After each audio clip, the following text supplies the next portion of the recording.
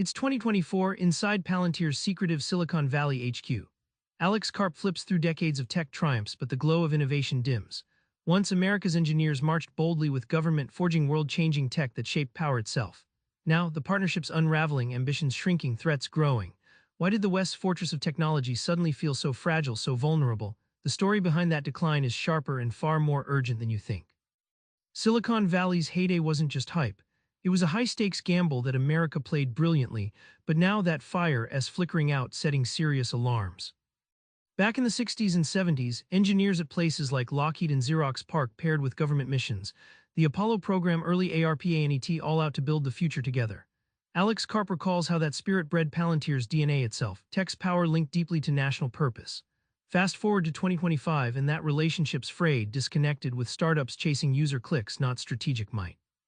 Imagine America's innovation engine is a great river, once roaring and carving new paths. Over decades, that river slowed, silicon chips stuck in place, breakthroughs sidelined by cautious boardrooms and CEOs chasing quarterly profits instead of legacy. Karp and Zamiska paint a vivid picture. The river doesn't just trickle slower, it risks running dry, and when that happens, the landscape around it, security, economy, geopolitical clout, wither fast. The cost, a West suddenly vulnerable as rivals like China pour bold visions and resources into tech with a single focus, power and defense. The once celebrated Silicon Valley approach of small steps and move fast culture is outmatched. Karp demands a reckoning. Timid leadership doesn't just lose market share, it hands the global stage to others willing to dream bigger, work harder, and out-innovate relentlessly. The story isn't just about slowed tech, it's about Silicon Valley's mindset. Leaders became risk-averse, fragile in ideas, and unwilling to fight hard for breakthroughs. Karp spots a striking example in AI's rise, many startups fleeing true complexity in favor of easy-to-understand apps. He tells of former Palantir engineers pushed out because their work felt too complex, too risky, a tragedy where raw innovation became taboo. Instead of pioneering foundational tech, the industry clings to the safe and simple, trading real progress for short-term acclaim. Think of intellectual fragility like a beautifully crafted porcelain vase sitting next to a child's toy hammer. It's brilliant but brittle.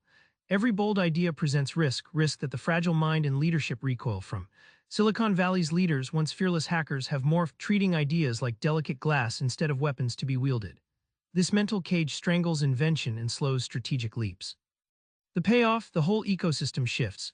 Risk-averse cultures spawn incremental improvements, not breakthroughs. Countries with leaders who embrace uncertainty, who think politically and technically in unison, zoom ahead. Karp and Zamiska warn, clinging to comfort over courage in tech during this volatile decade could mean catastrophic losses in global influence and security. So what's next? How does America recapture that roaring river, shatter fragile mindsets, and dare to dream big in tech again? Karp and Zamiska offer a call to arms.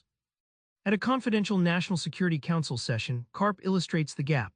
Other nations have leaders who unify technologists, strategists, and politicians under one mission: defense and dominance. Contrast that with Silicon Valley's siloed CEOs obsessed with consumer buzz. The book shows that large-scale breakthroughs don't happen in isolated labs or startups alone. They need visionary leadership that understands tech is a pillar of national security. Rebuilding innovation isn't about another social app. It's about foundational technologies like quantum computing, next-gen AI, and secure data architectures. Karp uses Palantir's own pivot away from glam apps to mission-critical intelligence tools as a blueprint.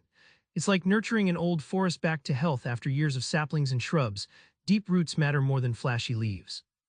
The big surprise: ambition isn't just a corporate buzzword anymore, it's a strategic imperative. The authors argue that the West's complacency about good enough tech is a lethal flaw. Only by celebrating breakthrough risks and fostering bold talent can America and its allies maintain a competitive edge in an era where technology shapes war, peace, and prosperity alike. Remember that quiet night at Palantir HQ? The flicker of fading ambition echoes louder now. The solution isn't just more code, but a mindset reboot. Lead with boldness, link tech with strategy, refuse intellectual fragility. Try this next time you chase a safe project. Ask yourself, is this building a future empire or just filling a spreadsheet?